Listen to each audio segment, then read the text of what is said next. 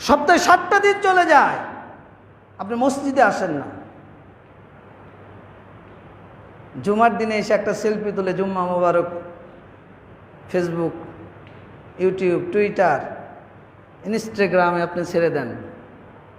আপনারা হয়তোবা দেন না, গ্রামের মানুষ হয়তোবা নিজেকে মনে করেন এখন ওই কালচারটা আপনার ভিতরে লালন করেন, কিন্তু আপনি নিজেকে নিয়ে চিন্তা করেন তো যে 7 দিন আপনি সালাত পড়েন না, একদিন এসে শুধু জুমার সালাত 2 রাকাত আদায় করে নিজেকে পাক্কা মুসলিম দাবি করেন। যদি আপনি অস্বীকারী হন তাহলে আপনি নিফাকুন ইতিকাদিয়্যুন, বিশ্বাসগত মুনাফিক।